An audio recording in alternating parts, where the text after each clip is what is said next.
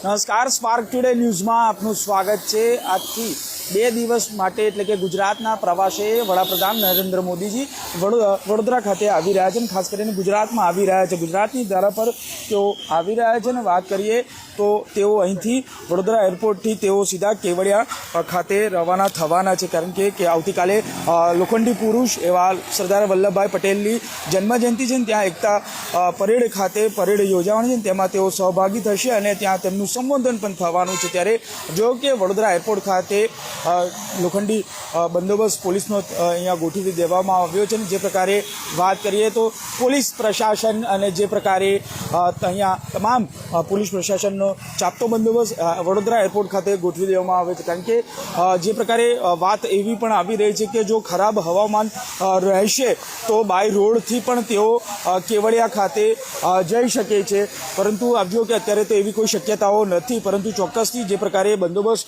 પોલીસનો અહીંયા ચાપતો બંદોબસ્ત અહીંયા ગોઠવી દેવામાં આવ્યો છે, એટલે જે પ્રકારે બિહારથી સીધા તેઓ વડોદરા એરપોર્ટ પર ખાતે આવશે પોતાના પ્લેનથી, અને ત્યાંથી હેલિકોપ્ટર મારફતે લગભગ અત્યાર સુધી તો એવું ગણવામાં આવી રહ્યું છે કે હેલિકોપ્ટર મારફતે તેઓ કેવડિયા જવાના છે। અને ત્યારે જે પ્રકારે આખો દિવસ આવતીકાલનો કે જે કાર્યક્રમ એટલે કે બપોર સુધીનો કાર્યક્રમ છે, ત્યારબાદ ત્યાંથી લગભગ 12 સાડા 12 વાગે તેઓ ત્યાંથી નીકળશે અને ફરી વડોદરા એરપોર્ટ પર આવશે અને ત્યારબાદ અહીંથી તેઓ દિલ્હી રવાના થશે। લગભગ 4 સાડા 4 વાગ્યાની આજુબાજુ તેઓ વડોદરા એરપોર્ટ પર આવી પહોંચશે અને ત્યારબાદ અહીંથી તેઓ હેલિકોપ્ટર અથવા તો જો ખરાબ મોસમ રહ્યું તો અહીંથી તેઓ બાય રોડ એટલે કે રોડ મારફતે પોતાના કોન્વેય સાથે તેઓ કેવડિયા જશે અને ત્યાં રાત્રિ રોકાણ કરશે અને કેટલાક મહત્ત્વના ખાતમુહૂર્ત પણ કરવામાં છે। લગભગ કરોડો રૂપિયાના ખાતમુહૂર્ત તેઓ આજે કરવાના છે। સૌથી મહત્ત્વની વાત એ છે કે જે પ્રકારે વડાપ્રધાન નરેન્દ્ર મોદીજી વડોદરાની ધરા પર એટલે કે ગુજરાતની ધરા પર આવી રહ્યા છે, ત્યારે જે તમામ જે કાર્યકર્તાઓ છે તેમાં ઉત્સાહ ખૂબ જોવા મળી રહ્યો છે। અને સૌથી મહત્ત્વની વાત એ છે જે પ્રકારે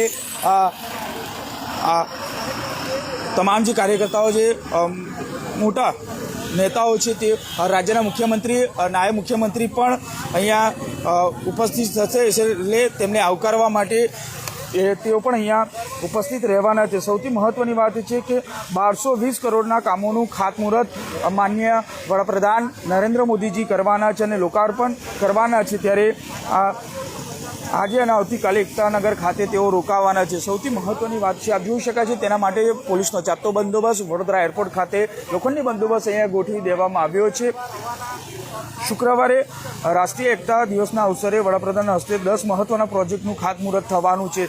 આ પ્રકારે આખો રોડ મેપ એટલે કે મેપ છે તે તૈયાર થઈ ચૂક્યો છે અને જે પ્રકારે તમામ જે ગતિવિધિઓ છે તે જ થઈ ચૂકી છે। આપ જો કે અત્યારે 4 વાગ્યા છે, એટલે કે 4:30ની આજુબાજુ વડાપ્રધાન નરેન્દ્ર મોદીજીનું પ્લેન છે તે વડોદરાની એરપોર્ટ પર એટલે કે વડોદરાની ધરા પર આવી પહોંચશે અને ત્યારબાદ તેઓ હેલિકોપ્ટર મારફતે અત્યાર સુધી તો કોઈ એવા મેસેજ નથી આવ્યા સામે કે બાય રોડ જવાનું, પરંતુ સુરક્ષાને ધ્યાને રાખી જો હવામાન ખરાબ રહ્યું તો અહીંથી તેઓ એરપોર્ટ થઈ અને બાય રોડ કેવડિયા રવાના જશે। એટલે આ પ્રકારે તમામ બંને વૈકલ્પિક રૂટોને તૈયાર કરી દેવામાં આવે છે।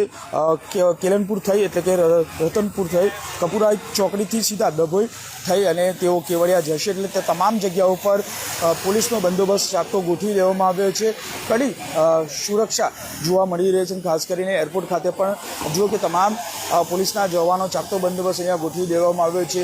હાલ અત્યારે જે પ્રકારે હવામાન ખાતાની જે આગાહી છે, હજુ પણ 5 દિવસ આ આગાહી કરી છે અને આગાહીના ભાગરૂપે જો આપ જુઓ કે વડોદરામાં સતત લગભગ બપોરે 12 વાગ્યાથી જ આ વરસાદ ધોધમાર વરસી રહ્યો છે અને હજુ પણ ઝરમર વરસાદની સ્થિતિ જોવા મળી રહી છે। ત્યારે સતત આ વરસાદના હવામાન ખરાબને કારણે નરેન્દ્ર મોદીજી હેલિકોપ્ટર મારફતે જશે તેવી પૂરેપૂરી સંભાવના છે, પરંતુ હજુ સુધી કોઈ પણ પ્રકારે કોઈ એવા મેસેજ નથી આવ્યા, માહિતી પ્રાપ્ત નથી થઈ કે તેઓ બાય રોડ જશે કે કેમ, પરંતુ ચોક્કસથી અહીંયા જે પ્રકારે તમામ ગતિવિધિઓ છે તે તેજ કરી દેવામાં આવી છે.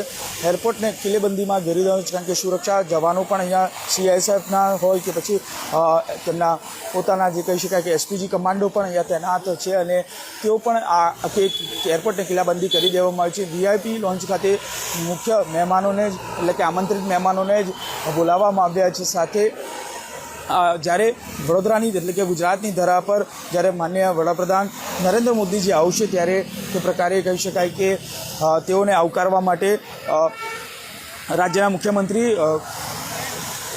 ભૂપેન્દ્રભાઈ પટેલ સાથે નાયબ મુખ્યપ્રધાન હર્ષભાઈ સંઘવી, વડોદરાના મેયર પિંકીબેન સોની, વડોદરાના કલેક્ટર અનિલ ધામેલિયા સાથે શહેર પોલીસ કમિશનર નરસિંહા કુમાર સહિત તમામ જે મ્યુનિસિપલ કમિશનર સહિત તેમને આવકારશે.